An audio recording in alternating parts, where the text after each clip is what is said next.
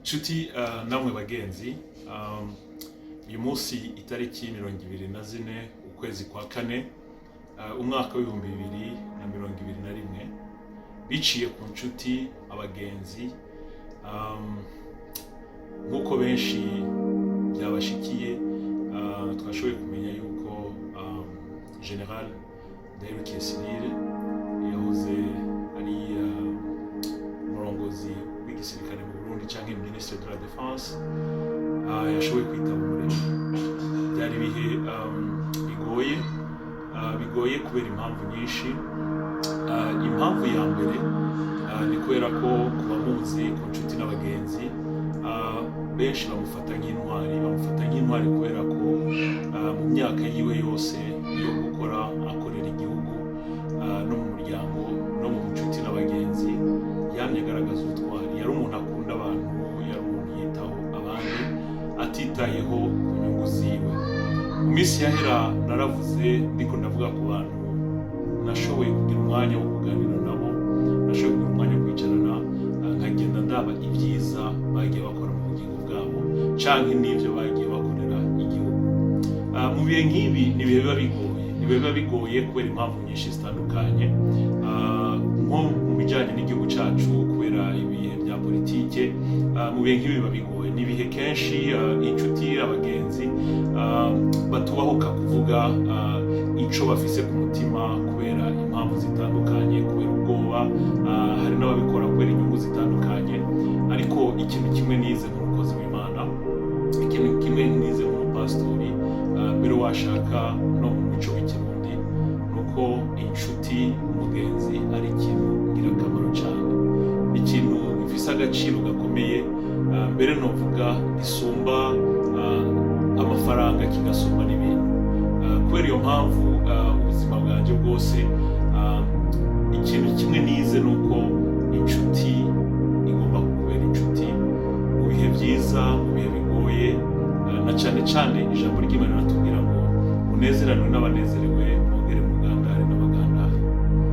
Ndayirukiye yari intwari kuri jewe, no mwita yuko yari inshuti akongera akaba n'umugenzi. Hari benshi kuri uyu munsi bawufashe mu buryo butandukanye kubera n'impamvu zitandukanye. Hari benshi bazomwibuka kubera impamvu zitandukanye, hari benshi bazomwibuka nk'umusirikare mukuru, hari benshi bazomwibuka nka ministre de défense, hari benshi bazomwibuka mu mateka, mu byagiye biba, mu byabaye mu 2015. Buri muntu wese arafise uko abona ibintu canke uko afata ibintu, ariko jewe nzomwibuka nk'inshuti, nzomwibuke nk'umugenzi. Sinzokwibagira intego yiwe, sinzokwibagira iminsi twicaye tukaganira. Nari muto mu myaka, nari muto mu bijyanye n'akazi, ariko naho mu bijyanye n'akazi yari umuntu akomeye, ari umuntu ahambaye.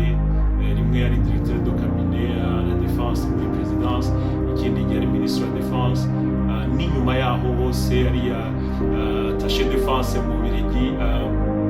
Ntiyigeze ahinduka kuri jewe. Igihe cyose twahuye twaricara tukaganira, kandi igihe cyose twagiye tuganira byagiye bimera umugisha, byagiye nararyoherwa no ku mateka y'igihugu cy'u Burundi. Rero kuri jewe hari byinshi nzokwibuka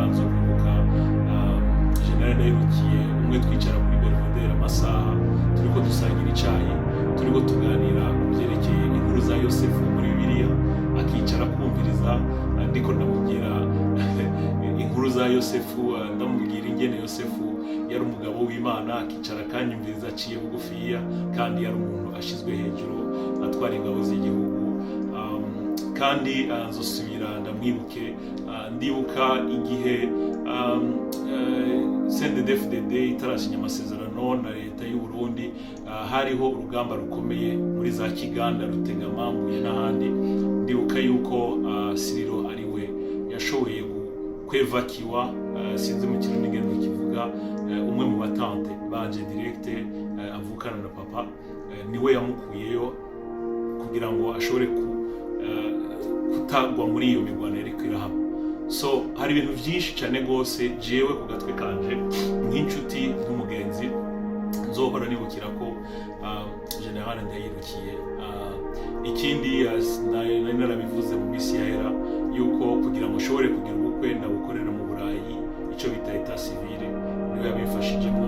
Iyo atabifashamo kumbure byari kumora, kumbure byari gufata igihe kirekire, ariko kubera umutima wiwe yarakoze ibikenewe byose, ibishoboka byose kugira ngo ashoboze urwo rubanza rushobore gukorwa. Rero igihe nabyumva nk'uko n'abandi barundi benshi babyumvise, nagiye ndabibona ku mbuga zitandukanye.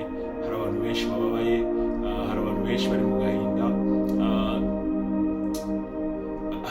Mu bihe nk'ibi hari igihe umuntu aca yibaza, kuko umuntu yakoreye igihugu, umuntu yarinze igihugu imyaka myinshi, kuba yatashe mu buryo twumvise yatahiyemo, ari mu ibohero. Abantu benshi bavuga ati ntibyari kuba byiza yuko birangira gutyo. Nanjye ndi umwe yari ko ariyumvira muri ubwo buryo, ariko burya ijambo ry'Imana ni ryiza, kuko ijambo ry'Imana riradusobanurira, rikatwigisha, rikatwereka n'abandi. Turetse General Siriro, hari benshi, n'umucunguzi wacu Yesu. Nibaza yuko urupfu yapfuye dukoresheje ubwenge, atariho twari kwifuza yuko apfiramo, ariko byarabaye kugira ngo ashobore kuducungura. Intumwa zakorera Imana, ariko nticyabujije ko benshi muri bo bapfa kuko bapfuye uko ijambo ry'Imana ritubwira. Rero naho yapfuye ari mu ibohero, kandi abatari bake bamuzi akora ibyiza byinshi, bamuzi, bazi amateka yiwe. Benshi bari gushobora kwibaza kuko nari mpeje kuvuga ati byari kuba byiza ko muri yuko atabaruka, ataha kure ariya mu muryango, canke yagwaye akaja mu bitaro. Ariko ikintu kimwe tutazamenya, Imana niyo itanga ubuzima, kandi iyo Mana itanga ubuzima niyo yonyine imwisubiza. Rero mu yandi majambo, Imana yarishimiye yuko uyu munsi ataha. Ndabizi ko bigoye kuri benshi, ariko icyo nagomba kubwira inshuti n'abagenzi, cyane cyane umuryango wa Siriro, aho bari mu Buholande, mu Burundi no mu bindi bice bitandukanye by'isi, mwihangane. Aha ku isi twese turi ingenzi. Uburundi bwagiye bubura imfura nka Siriro, hari imfura nyinshi zagiye zitaha, na cyane cyane mu ngabo z'igihugu, mu banyagihugu. Ndazi ko amarira y'abarundi yabaye menshi muri iyi myaka iheze, mbere no mu myaka yindi yarenganye. Rero jewe ndabaremesha nk'inshuti, ndemesha umuryango wa Siriro, kandi ndemesha abarundi benshi bari bamuzi, abamukunda, abari bazi ubutwari bwiwe. Na cyane cyane ikintu novuga, kubera ko amateka niwe yanyegeza, amateka niwe yahisha.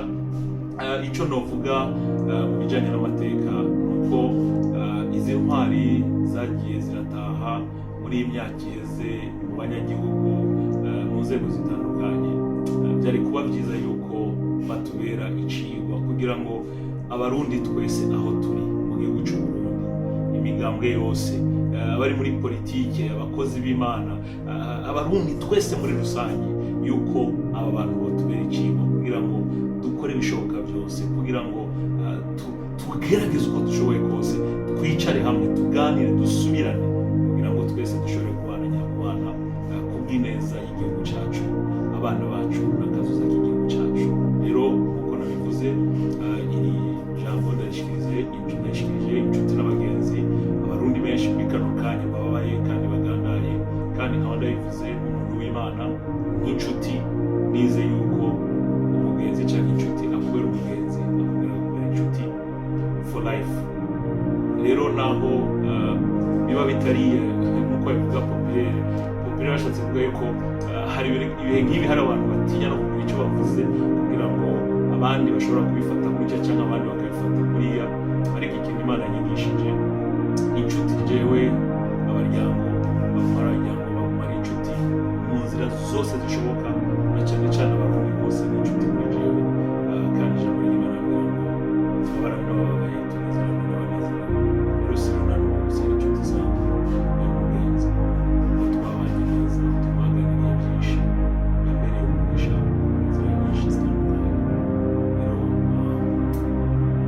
nta byinshi mfise novuga, nari nzi ko kumbure igihe kizongera naho yari mu bwoko cyangwa yari afunzwe, abarundi tuzasubira kumbure kugerageza kuja hamwe no kwiyunga no kuvugana kugira ngo ibibazo turimo dushobore kubivamo, kumbure dusubire kubonana, dusubire kwicara tuganire ku mateka